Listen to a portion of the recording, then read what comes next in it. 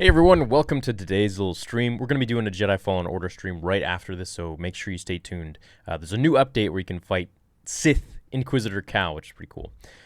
This is a bit of news that's been going around the internet for the last day, and I wanted to cover it yesterday. I woke up really early, but I had to take my dog in to get spayed, so she's recovering well. She's a cute little thing. But yeah, so anyways, yesterday was a bit busy. Anyways, sob story over. There's a story, and this is just a rumor, and literally like every single news outlet, article, everything has been covering this. We don't know the source, we don't know anything, so everyone's picking up on it. But I just would like to give my take on how this would happen versus just covering that this is a rumor or whatever. So the folks at what is this LRM Online say that they have a very reputable source. Yeah, you know the rest. Our source shared with me that last producers are currently in talks with Hayden Christensen to reprise his role as Anakin Skywalker in the Obi-Wan Kenobi Disney Plus series. How big of a role is still being debated, so let the theories begin. Okay, well, I think that there's only two possible ways that Anakin could return for the Kenobi series, and the first one being the Clone Wars, so we could get lots of flashbacks of Anakin and Obi-Wan, maybe with a little bit of de-aging or some makeup or whatever, and we could see them in our favorite Clone Wars scenes basically reprised in live action, recreated in live action, which would be phenomenal. It would be really cool. Maybe some of the Clone Wars arcs that we didn't get to see could revolve around Anakin as well, or they could create some new ones. The second possibility would be Anakin as Vader. This is obviously very obvious. We would just see him beneath the mask. So him in his chambers, where he takes his helmet off and he's really just contemplating his life. Maybe he's looking at a hologram of Padme, or his past life as Anakin Skywalker. Him really coming to terms with his new body as this machine and who he now is with this limited power compared to who he was, which was this like unstoppable being, except, with Obi-Wan, which was only because of his arrogance. So I want to hear what you guys have to say. I'm not going to create this video to be like too long or anything, but I'd love to react with chat. What do you guys think about this? I think it's pretty interesting. I think there's really there's two possibilities for him to return. And if they don't bring him back, it would be a major mistake. I think they'd be making a huge Bantha doo-doo mistake, because it just wouldn't make sense. I mean, Hayden's the biggest thing in Star Wars. It's Anakin Skywalker. So they should bring him back. What do you guys think? Hayden Christensen or Matt Lanter? Oh, well, Hayden Christensen, of course. He's Anakin Skywalker. Matt Lanter is portraying Anakin's voice, and so, in the Clone Wars. But, of course, the Kenobi show is going to be live action. Now, the other rumors are that the Kenobi show was actually scrapped and they're rewriting the whole script because supposedly it didn't cover Kenobi at all, so you only get to see him in the last episode, and that's the rumor goes. So I mean, it might not be real, but these rumors are just floating around everywhere now. It's just interesting to talk about it, I guess. Well, the show was apparently supposed to govern around a bounty hunter female, or a female or something like that, and as we go through quests to find Kenobi or something, and then finally you find him at the end of the last episode, and that's it. So apparently they scrapped that, and they're like, we don't want to do that. We're going to make it all about Kenobi, and which is obviously a way better idea. Could you imagine we get like Kenobi show and Kenobi's not really in it till like the last episode? But it would have been cool. We would have gotten Asherad Het, which would have been pretty sweet, which is a Jedi. I've made videos on it. Hi Theory, so happy that I can finally watch your content again now that I've finished the Clone Wars. I didn't want to spoil anything. So we good? Can I put the proper thumbnail for the Clone Wars episode 12 breakdown? Would love to see Obi and Annie and Ahsoka together live. Could you imagine that? And this would come after Mandalorian, which would be showing Ahsoka as well. Now, this apparently was all supposed to be revealed at Celebration this summer, which I don't know if it will happen or if it won't. I have my tickets for it, but it's in the air. Now, I see a lot of you commenting about Vader Episode 2. You can't wait for it to happen. I'm going to make a separate video about that. We're going to talk about that on its own. Anakin also show up in Mandalorian Season 2 as a Force ghost, guiding Ahsoka, or at least communicating with her as well. I don't think they'll do that, because Ahsoka would be the kind of the limelight in Mando Season 2, and having Anakin's ghost in there would be sweet. It'd be a nice touch, but then everyone would just focus on Anakin, and they'd just be like, we don't care anymore about anyone else. Do you think Kathleen would ruin this? And I'd love Hayden back. I don't think it's... I hope we see Anakin in the Kenobi show, man. That's all. whatever. It's Mike. What's up, dude? Darth Zenith. What if Hayden was in the sequel trilogy? That'd be great. I think Hayden makes sense as he is Anakin and the only Anakin we know. It would also be nice to see it as his fame in Hollywood fizzled out after Star Wars. It would be nice to see him come back. I think he purposely went away, you know. He lives on a farm in Canada and in Vancouver, I believe. And just, you know, he's just living his life, man. He's just relaxing. So, and now he's starting to come back, which is great. Great to see. How's it going, everyone? 3,000 of you in the chat. Hit that like button. It's only 730 likes. That's pathetic. What is that? Let's get 1,666, shall we? Or 1,066. So, yeah, man. That's pretty much all I have to say about this. I think for them to miss out on that opportunity would be really cool. We could get even little tiny memories in there. I mean, imagine Kenobi, you know, sleeping, having a nightmare, or just reminiscing about Anakin, who he was, and then we flash forward to Anakin now in the present, so we could get Hayden portraying two sides of him. So we could Hayden portraying Anakin, could Hayden portraying Vader, and it would be really interesting. Imagine if they bring Ian McDiarmid back as well, maybe as like a hologram or something, and he's talking to Vader, and he's like, Lord Vader, proceed as fall. I don't know, whatever. Proceed as planned. That'd be pretty cool. They could just do so many cool things. And I think the thing that a lot of people want to see, including myself, is Anakin, well, Vader, between Episode 3 and before Rebels. This Anakin, this Vader that we have not seen yet is such a interesting character because it's two people, pretty much, in one. And it's Anakin trying to let go of his past, Vader trying to kill Anakin, and this conflict within. That would be very interesting to see, and I think Hayden would do an absolute amazing job acting that scene, or acting that character. I would love to see that. I mean, that's why I'm making the Vader fan film, because I want to see it myself. He lives on a farm. But anyways, I think his Force Ghost should haunt Obi-Wan like it did Ahsoka in Rebels. That would be nice and dark. His Force Ghost should haunt Obi-Wan? But he died. Obi-Wan died before Vader. It's cool Hayden got to reunite with Samuel Jackson for Jumper. Well, I think that was what it was called. Was it called that? Yeah, I think so, where he like jumps through time and stuff like that. Yeah.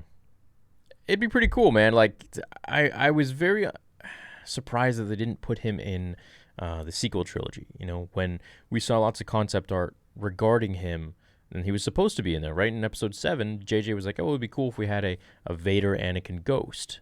That'd be pretty interesting. I'm kind of on the fence about that. I think it's a little bit... so he's just going to be flickering in the light and dark? And the way they described it was like, you know, like a candle is light and then it casts a shadow.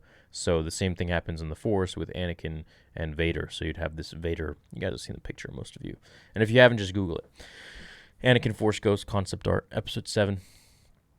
Right, and then they were going to put it in Episode 9, but then they didn't.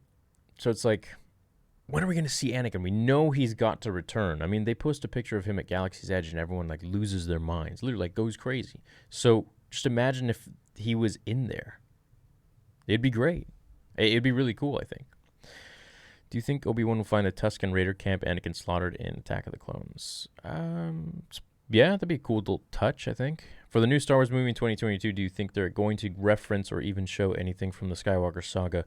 Do you think before or after? I think they'll probably reference it. I think those lightsabers are going to have some significance. Some significance. Do you think Maul would appear? Love the channel. Keep up the work. Hey, thanks, Lone. Maul could appear, but it wouldn't... Yeah. That'd be really sweet, actually. But then we would have to, in the end, tie into his death, right? Because the only time he sees him after the Clone Wars is, at least that we know of, is on Tatooine when he sees that he's guarding. In the end, he sees he's guarding something special, which is Luke Skywalker. I think seeing Qui-Gon is more likely than Anakin. That'd be very cool, too. Imagine if we see all of them, dude. Although Liam Neeson has gone to say that he's retired from acting, but, I mean, I'm sure he would love to reprise his role as Qui-Gon. That'd be pretty cool. And he would just have to stand there, right? He wouldn't have to do anything, no action scenes. He said he retired from action scenes, so there's hope. There's hope. What was it like meeting Hayden Christensen? Oh, dude, I wish I could say more, but it was just so quick. You know, it's like you pay to take a photo with him and Ian, and man, I got in there. I was so nervous, and I forgot to even shake his hand. It was so rush, man. Like the camera guy is like on everyone, dude. You couldn't spend more than like 2 seconds with them. It's like, all right, smile, next. That was it, literally. Like next. It was that fast. So I didn't really get to say anything. I looked at him, and he looked at me. We smiled, shook his hand.